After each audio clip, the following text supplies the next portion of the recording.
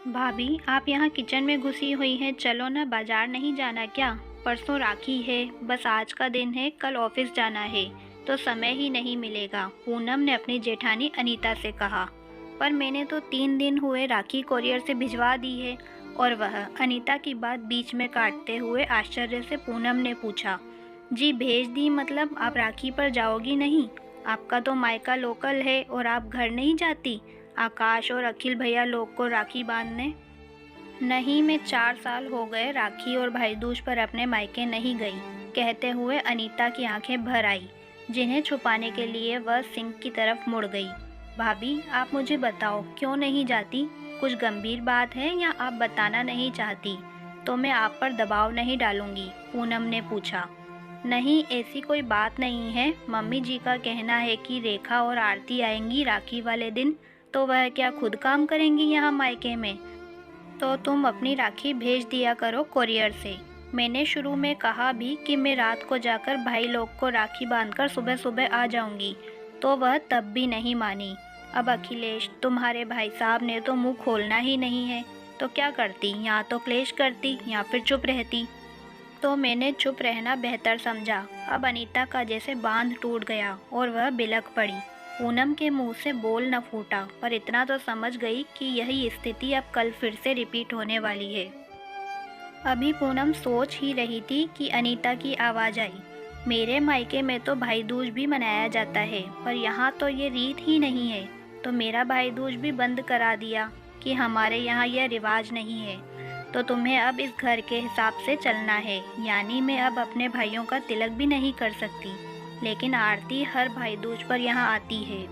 उसने अपने ससुराल में कहा है कि हम तो भाई दूज मनाते हैं। मज़े की बात तो यह है कि उसके ससुराल में भी भाई दूज नहीं मनाया जाता, लेकिन वह झूठ बोलकर सारा दिन यहाँ बिता जाती है। बेटियों का तो मायका है, पर बहू का? कहते हुए अनीता फिर रोने लगी। पूनम ने जेठानी को चुप कराया। पूनम की शादी राकेश से 10 महीने पहले हुई थी, तो जाहिर है कि उत्साह भी कुछ ज़्यादा ही था। अनीता की शादी हुए 4 साल हो गए। उनकी 1.5 वर्ष की बेटियां भी थी। दोनों बहुएं कामकाजी थी। आपस में दोनों समझदारी व प्यार से चलती थी। सासू माँ कुसुम जी को दोनों का बहनापा पसंद नहीं आया, पर उन्हें आराम मिल रहा था तो चुप कर जाती थी। अनीता बड़ी बहू पर उनका पूरा कंट्रोल था। अनीता का पति अखिलेश माँ के आगे जुबान नहीं खोलता था। अनीता ने शुरू में 1-2 बार कहा भी कि मम्मी का रवैया ठीक नहीं है, रेखा और आरती भी आग में घी डालने का काम करती हैं, पर अखिलेश सिर्फ सुनता था। गलत को भी गलत कहने का साहस उसमें न था, तो अनीता ने भी कुछ कहना छोड़ दिया। रात को डिनर करते समय पूनम ने सासू माँ से कहा, मम्मी जी परसों राखी है, मैं और भाभी कल आधा दिन की छुट्टी लेकर बाजार चली जाएंगी। राखी, मिठाई और गिफ्ट भी लाना है, तो कल यह काम करते हुए आएंगे। आपको कुछ मंगवाना हो तो बताएं। कुसुम जी ने खाते हुए अपना हाथ रोक लिया। तुमने अपनी राखी अभी तक भेजी नहीं कोरियर से? अनीता ने तुम्हें बताया नहीं? राखी वाले दिन तुम कैसे जा सकती हो? रेखा और आरती ने भी तो आना है। कुसुम जी की बात बीच में काटते हुए पूनम बोली, हाँ तो आए ना, उन्हें किसने मना किया है? वह अपने मायके, हम अपने मायके, क्यों भाभी? कहते हुए पूनम ने अनीता की तरफ देखा। अनीता की सांस ऊपर नीचे होने लगी। बोली कुछ नहीं। तो क्या त्योहार वाले दिन दोनों अपने मायके आकर यहाँ काम करेंगी? कुसुम जी ने आवाज़ में तेजी लाकर पूछा। क्यों काम क्यों करेंगी? हम सुबह सुबह सब कुछ तैयारी करके जाएंगे। बस चपाती बनानी होगी तो वह तो बन ही जाएगी। 8-10 चपाती ही तो डालनी होगी। भाभी मेरे साथ चली जाएंगी। रास्ते में ही उनका मायका पड़ता है, उन्हें वहाँ उतार दूंगी और शाम को हम साथ में आ जाएंगे। पूनम ने थोड़े में ही सारी बात रख दी। अब कुसुम जी का भड़कना स्वाभाविक था। नहीं, अनीता ने तुम्हें बताया नहीं? राखी पर वह भी मायके नहीं जाती।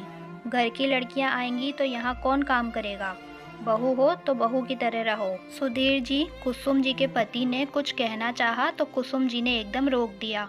यह औरतों का मामला है, आप चुप रहिए। और सुधीर जी चुप बैठ गए। मम्मी जी, बहुएं हैं तो किसी की बेटी और बहन भी हैं। क्या बहू को अपने भाइयों का शगुन करने का, तिलक करने का कोई हक नहीं है? आपकी बेटियां बेटियां और दूसरों की बेटियां? मैं तो जरूर जाऊंगी और भाभी भी मेरे साथ जाएंगी। उन्हें मैं छोड़ दूंगी। और तभी अखिलेश ने गुस्से में कहा, अनीता नहीं जाएगी, और अगर गई तो मुझसे बुरा कोई नहीं होगा। मम्मी जी ने जो कह दिया तो कह दिया, बाकी तुम्हारा तुम जानो। और राकेश तुम। राकेश एकदम बोला, सही है भैया, दोनों नहीं जाएंगी। और मम्मी, रेखा और आरती दोनों को बोल दो कि वह अपनी राखियां हमें कोरियर से भेज दें। उनकी भी तो नंदे मायके आएंगी, तो क्या त्योहार वाले दिन वह अपने घर में काम करेंगी? बिल्कुल नहीं। सब स्तब्ध खड़े राकेश का मुंह देखने लगे। भैया, मुझे तो ताज्जुब हो रहा है। आपको मैं अपना आदर्श मानता था, पर पता नहीं था कि आपकी सोच भी ऐसी होगी।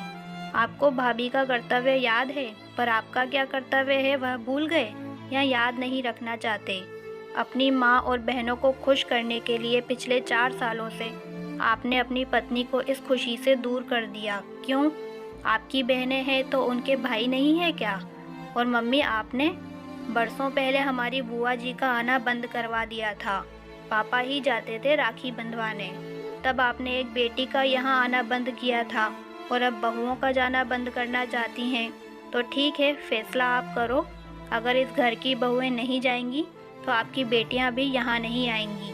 वह राखी अपने घर मनाएंगी या फिर यह 2 बेटियां भी अपने मायके जाएंगी। और यह कहता हुआ राकेश कमरे से बाहर चला गया और पीछे छोड़ गया गहन निस्तब्धता।